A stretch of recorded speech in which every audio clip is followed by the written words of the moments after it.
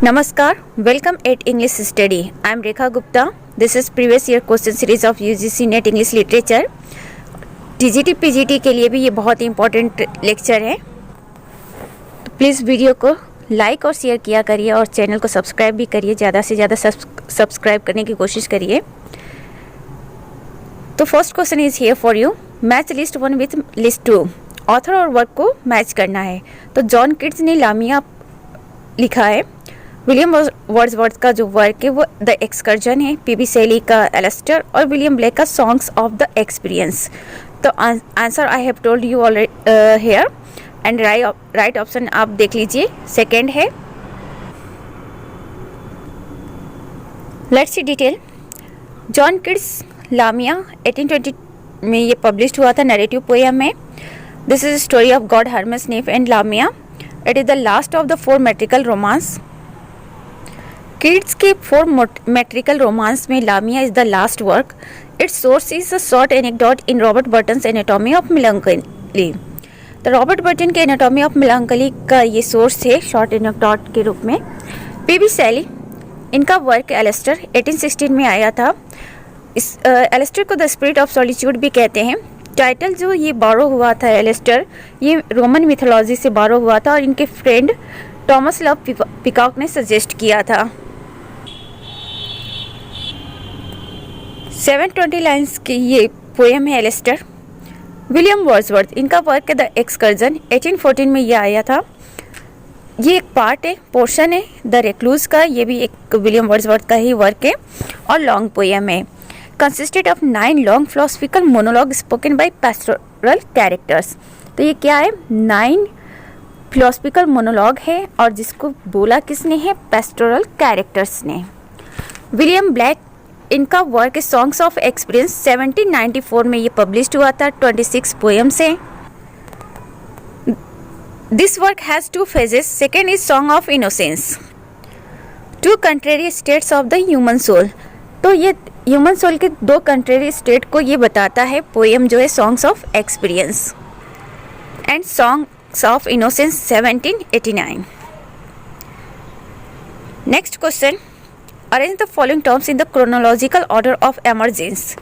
तो यहाँ पे कुछ टर्म्स हैं, इनको क्रोनोलॉजी में जिस ऑर्डर में ये आए थे इसको अरेंज करना है। Heresy of paraphrase, stream of consciousness, practical criticism, defamiliarization. तो राइट ऑप्शन इज 3 BDCA। तो सबसे पहले आया था stream of consciousness, then defamiliarization, then C practical criticism, then A heresy of paraphrase. Let's see a little bit detail. The heresy of paraphrase एक chapter का title है the well rot earn 1949। तो 1949 में द वेल रॉट अर्न आया था। इसमें एक chapter का टाइटल है the heresy of paraphrase, a seminal work of the new criticism by Cleanth Brook. तो ये सेमिनल वर्क है न्यू क्रिटिसिज्म का और क्लिंथ ब्रूक इसके ऑथर है। स्ट्रीम ऑफ कॉन्शियसनेस 1855 में ये ऑकर हुआ था। स्ट्रीम ऑफ कॉन्शियसनेस क्या है, नरेटिव मोड और method that attempts to depict the multitudinous thoughts and feelings which pass through the mind of a narrator.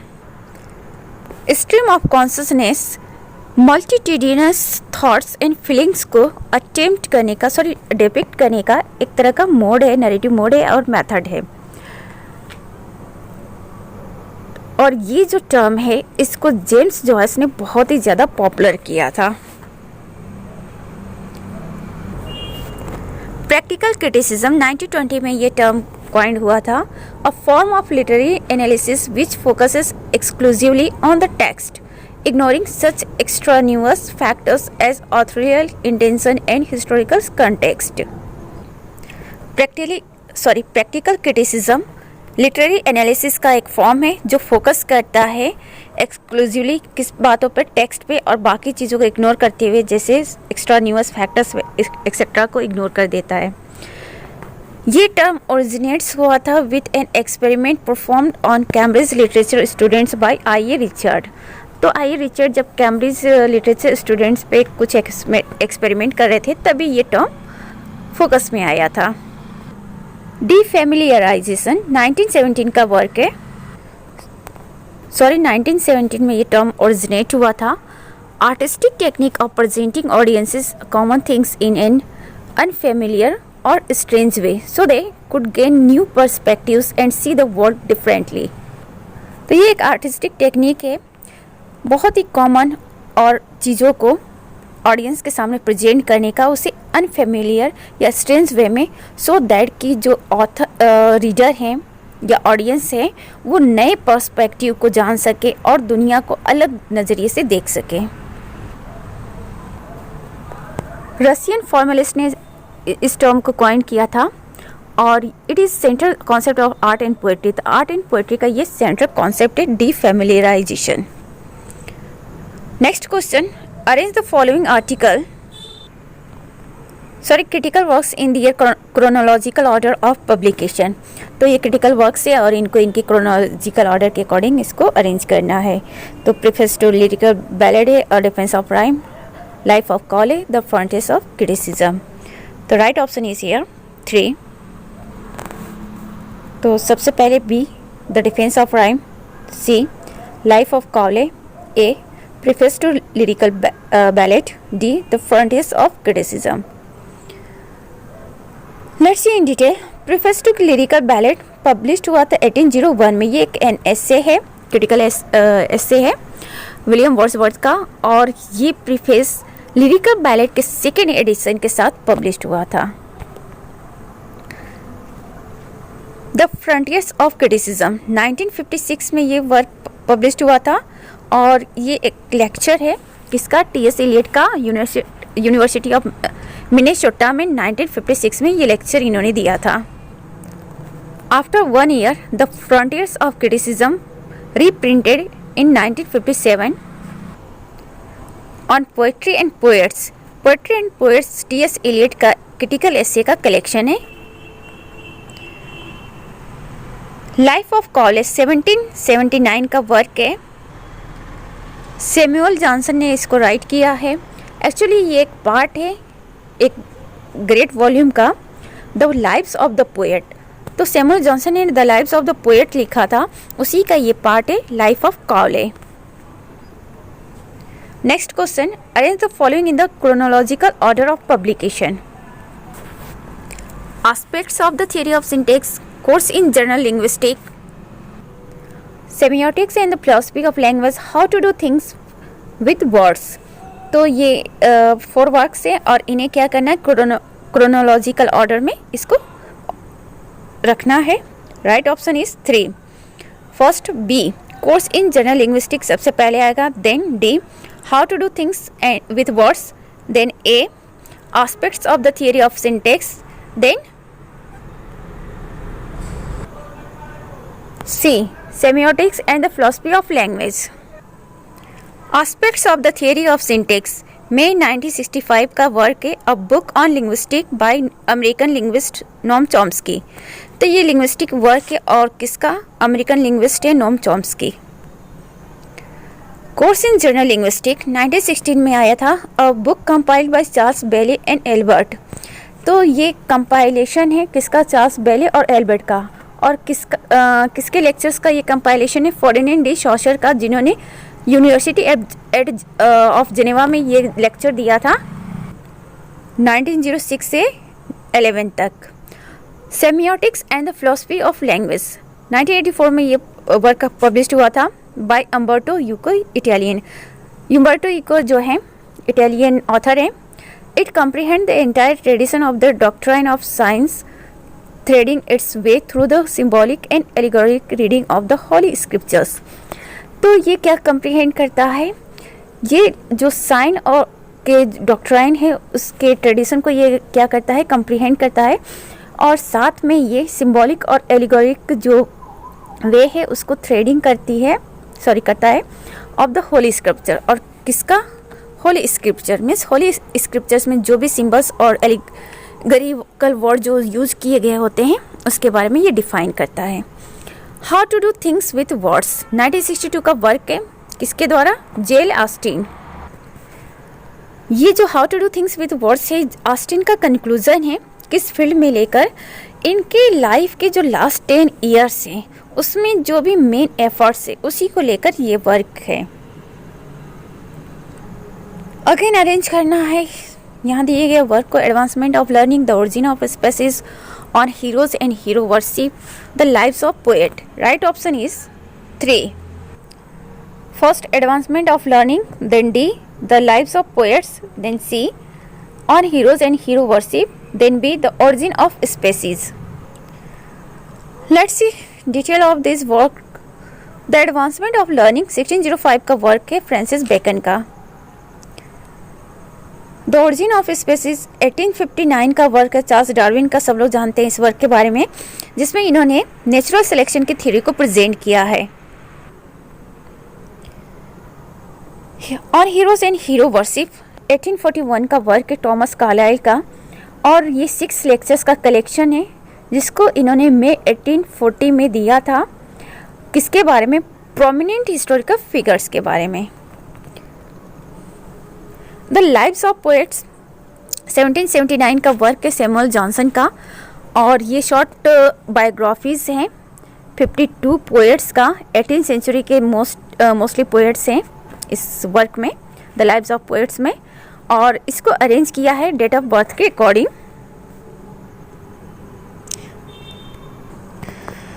Again arrange related question 18th century के magazine से जिनको chronological order में उनके publication के according arrange करना है। The critical review, the monthly review, the gentleman's magazine, the रैमलर।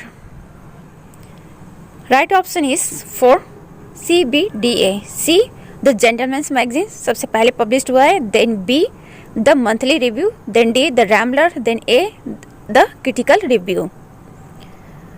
तो देख लीजिए द क्रिटिकल रिव्यू किस ईयर में ये आया था, 1756 to 1870 तक, और monthly review 1949, the gentleman's magazine 1731, the Rambler 1750 to 1752।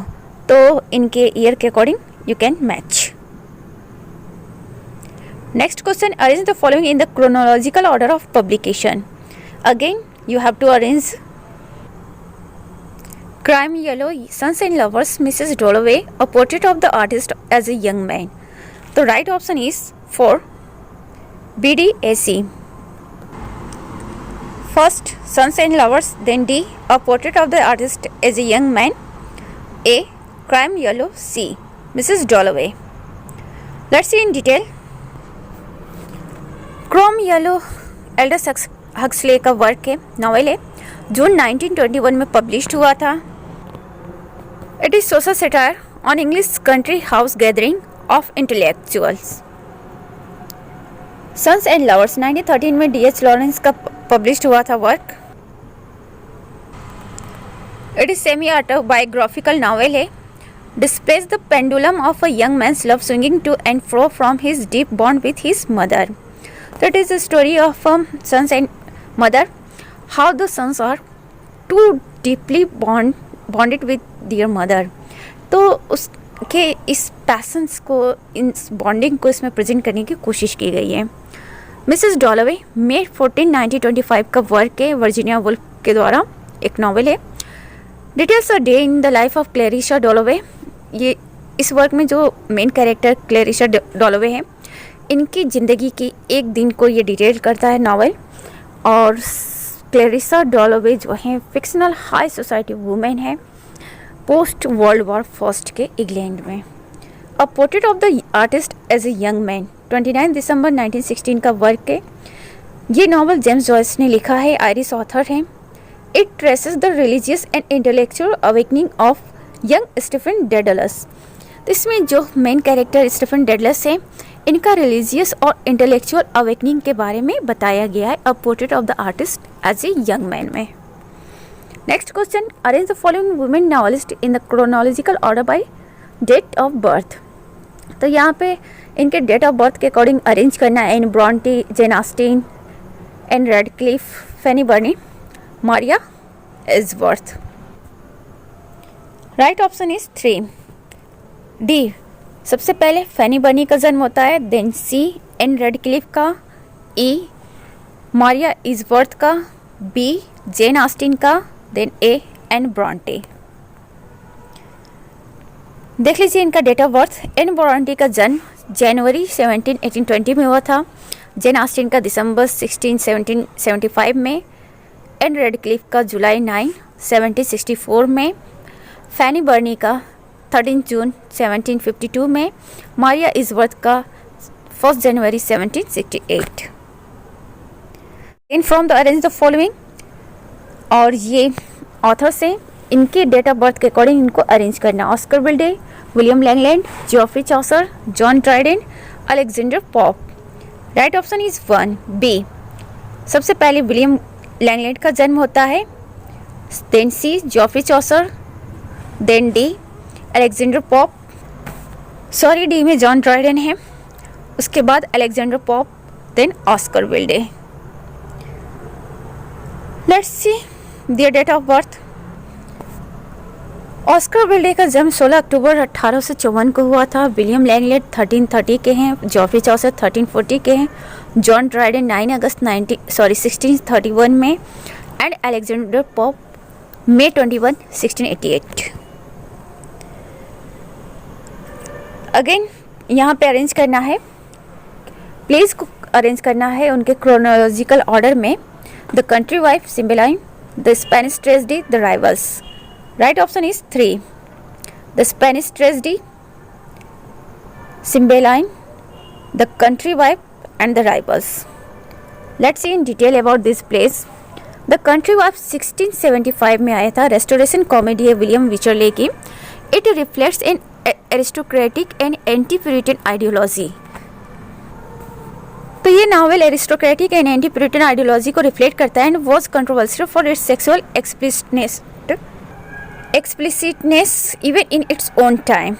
Characters हैं lady Fidget, Alithea, Dorilant, Mr Pinchwife, Mr Horner, Mrs Squeamish. तो ये कैरेक्टर्स हैं द कंट्री वाइफ के। नेक्स्ट वर्क है सिम्बेलाइन, 1623 में ये पब्लिश्ड हुआ था। ट्रेजेडी है शेक्सपियर की। कैरेक्टर हैं Cloten, Imogen, Iachimo, Philario, Pisanio, Belarius. Actually we better know that कि शेक्सपियर के जितने भी वर्क हैं वो शेक्सपियर के टाइम में पब्लिश नहीं हुआ था, ओनली परफॉर्म हुआ था, पब्लिश्ड हुआ था शेक्सपियर के डेथ के बाद। द स्पेनिश ट्रेजेडी 1587 में ये वर्क आया था। एलिजाबेथन ट्रेजेडी है टॉमस किड की। It established a new genre in English theatre. तो इसने इंग्लिश थिएटर में एक नई जेनर का जन्म दिया है, that is the revenge play और रिवेंज ट्रेजेडी। द राइवल्स 1775 का वर्क है। कॉमेडी ऑफ मैनर्स से आरबी शेरिडन की 5 एक्ट्स प्ले है। Characters Faulkland, sir Anthony Absolute, sir Lucius O'Trigger, Bob Acres. Next question, arrange the following place in the chronological order of publication. All for love, Venice preserve, the school for scandal, the country wife. इनको arrange करना है according to chronological order. Right option is 2 D the country wife first publish हुआ था, then A all for love, B Venice preserve, then C the school for scandal R B Sheridan की। Let's see in detail. All for love 1678 की work है। इसका another title है the world well lost. Heroic drama है Dryden की। ये tragedy है in blank verse. An attempt on Dryden's part to reinvigorate serious drama adoption of Antony and Cleopatra. तो Dryden ने कोशिश की है सीरियस ड्रामा राइट करने की ऑल फॉर लव में, because it's tragedy and he is known for comedy. इसमें Dryden ने अडॉप्ट करने की कोशिश की है शेक्सपियर के वर्क एंटनी एंड क्लियोपाट्रा को। नेक्स्ट है वेनिस प्रिजर्व 1682 का वर्क है। रेस्टोरेशन ट्रेजेडी है टॉमस ऑटवे की। कैरेक्टर एंटोनियो, एक्विलिना, बेलविडेरा, जैफर, पियरे, प्रियुली। ये सारे कैरेक्टर्स हैं वेनिस प्रिजर्व के। द स्कूल फॉर स्कैंडल जो है 1675 का वर्क है आरबी शेरिडन का। कॉमेडी ऑफ मैनर्स है ये। इसमें कुछ इंपॉर्टेंट कैरेक्टर्स हैं lady senior well, lady teacher, Joseph surface, Mrs candour, sir Oliver surface.